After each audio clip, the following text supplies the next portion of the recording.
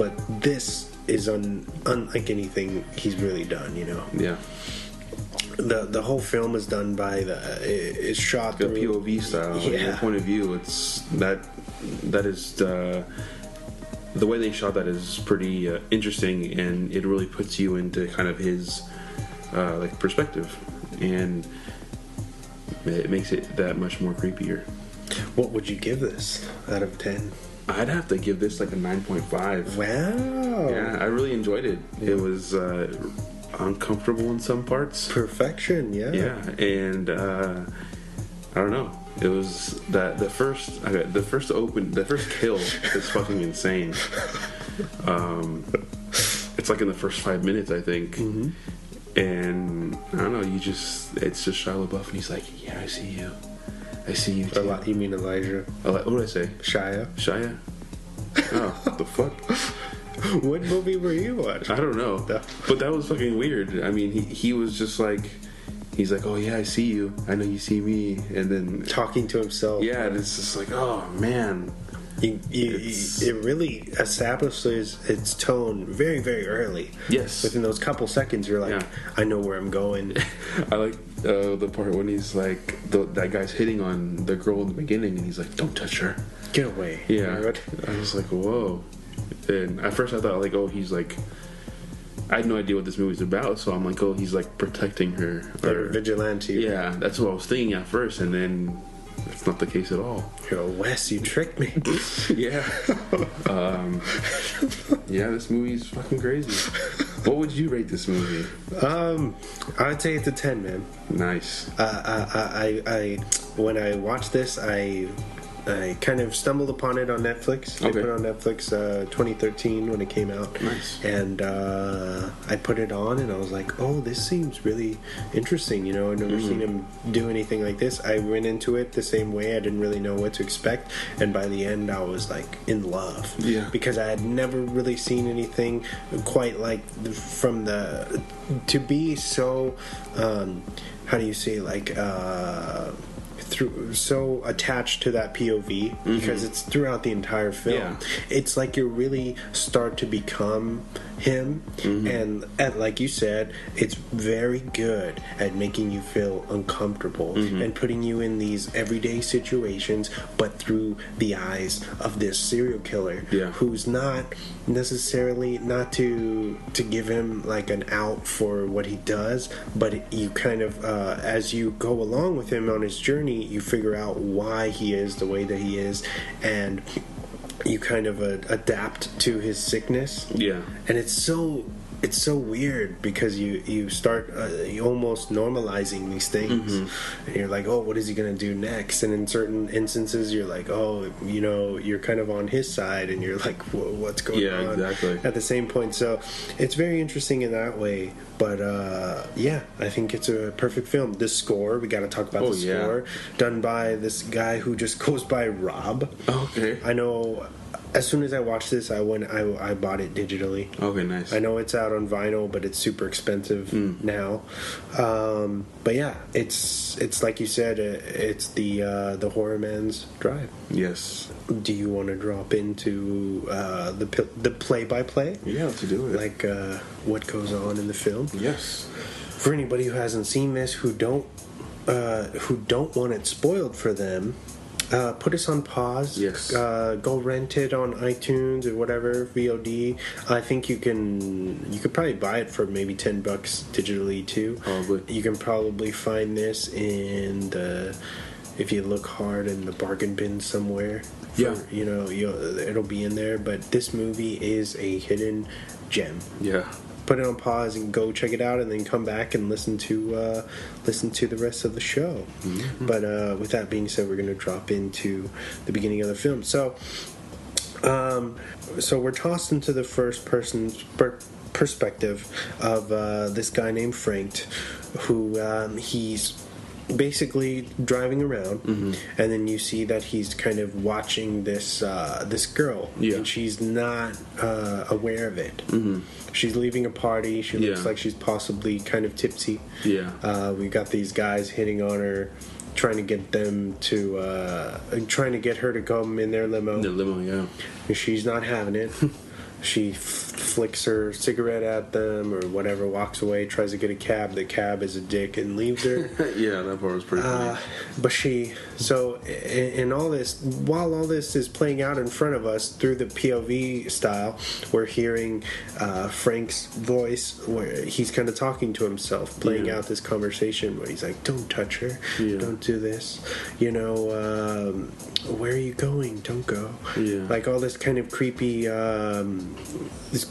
conversation with nobody in the car. And then it reveals Elijah's eyes in the rearview mirror. Yeah, with a stylish shot. And then he sees her kind of on her way to her apartment, and he follows her, and she gets up to she goes into her building, she goes up the stairs to her apartment, and he's following her, you know, at a distance.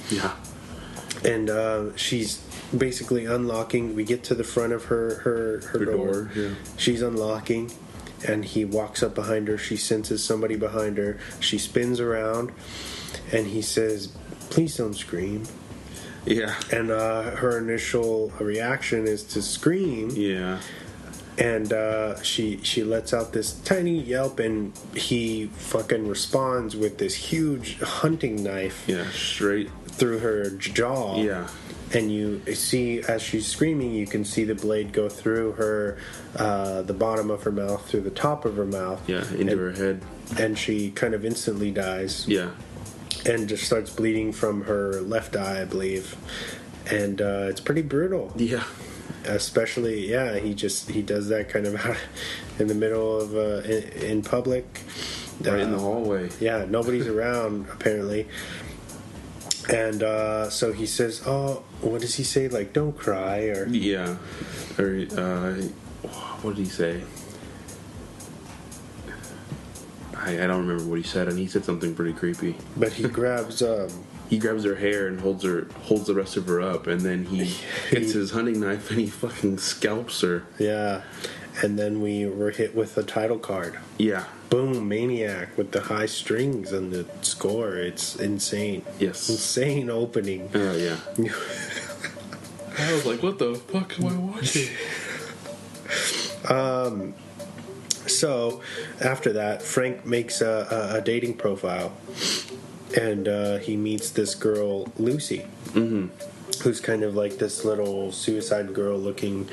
She's like a bartender, right? They set up a date. They go to this fancy kind of restaurant. He's waiting for her at the restaurant already, and she comes walking up, and she's all tatted, and she's like a little redhead with a leather jacket. And she's like, "Oh, you're not at all what I thought you would be." I thought she'd be the overweight guy with long hair and greasy face. And acne. And that was cool that they put that in there, because that's a homage to the original Maniac. Because this is a remake from, I think, the late 70s, early 80s, which is also called Maniac. And that's what that's what Franck looked like in the original. So that's a throwback. But anyway, going back to the story, she says that to him, and they kind of hit it off. And he says, "Oh, I've already ordered some wine. I hope you don't mind." And she's really into it and filling him, because he's very, or at least plays it very timid, a guy. And you know, they conversate for a while, and then he ends up taking her home, and she's like, "Oh, do you want to come up for a drink?" And he's like, he says something like, "I don't know, should I?" He's like, "Do you think I should?" And she's like, "Well, like I told you, I'm not one to beg. Like, I'm not going to ask you again, dude. Like, yes or no." And he's like, "Okay, then let's do it." And then he goes up there, and everything's kind of working out for him. You know, he's on the fast track to getting some. You can tell that he's not comfortable, because he's kind of really like, "Oh, I think I should leave now." Very tense, because she says this. She pours him a drink, and he says, "No thanks. I still got to drive home." trying to be responsible, and she says, well, you're not going to leave right now, right? Yeah. And she slowly starts getting undressed casually around the apartment, and she's like, do you want to listen to some music? And she does another homage to another movie, puts on Goodbye Horses, which we all know comes out in the famous Silence of the Lambs. Yes. Which is pretty cool. And then, so before we know it, she's, getting naked for him, and he doesn't know how to really react. He's like, he's into it, then he's not. He's like, no, I can't. And she throws him on the bed and reveals a mirror up top of the bed. She's like, do you like it? Yeah, that's pretty weird. It's like, okay, basic instinct. Yeah. And she goes down on him, and then he starts choking her out. Yeah. So he has this kind of problem with intimacy where he thinks, going back to kind of Friday the 13th, he thinks intimacy, he has this kind of he relates this kind of dirtiness with intimacy. So he's not allowed to do it, and he starts strangling her, and she's like, oh, Frank, like, let go. And there's a little tussle. He smacks her around, and he kind of turns that switch on. You can tell he's not this timid guy. He's this killer. He's a serial killer now. Yeah, and he basically he chokes her, and he chokes the life out of her. Yeah. And we watch it, and then he releases his hands around from her neck, and we see the handprint around which the is neck. Very, very eerie. Yeah. A lot of these shots look so authentic that it's really kind of unnerving. Yeah. But anyway, Lucy dies, and what happens next? He scalps her. Oh, that's right. He pulls out an old school straight razor. That's right. And he cuts her hair off. Gives her a haircut. And that's when we see him go back to his house or his store. We don't know it's a store yet, but you see him walking through kind of like a corridor, and then he's talking to someone in the bed. He's like, oh, look who I got.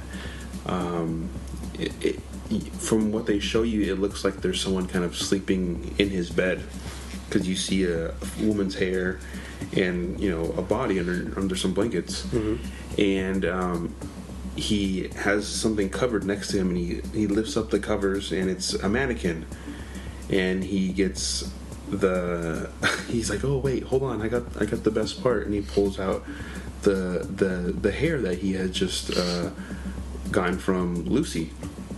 From the bag, Yeah, and he puts it on the mannequin, then he staples it. He's like, hold on 1 second, just one more, I know it hurts, it'll be over right now. And then he staples it down onto the mannequin, and he's like, oh yeah, that's perfect.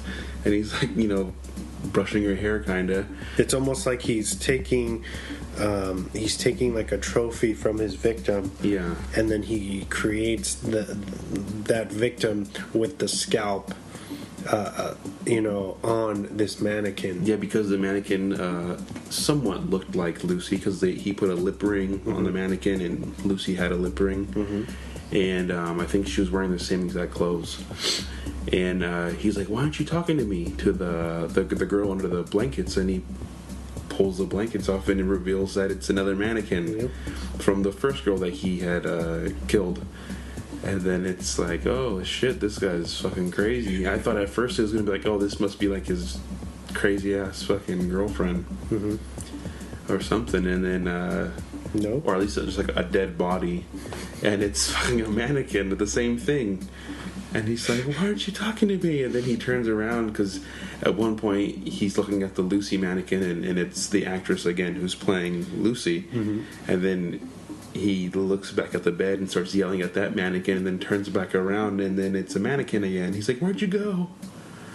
And so that visually we get to see that this guy is crazy. Yes. He's suffering from some mental illness, and he gets these periodic delusions. Yeah. And headaches. Yeah. I don't know if we talked about what this episode is called, but it's Headache City. So he gets headaches. He doesn't like looking at himself in the mirror. Yeah, because he has to take some kind of medication. They never really do reveal what it is. I feel like they're like maybe like panic attacks or something, or something like that. Because at one point he punches the mirror when he's looking at himself. It's like he probably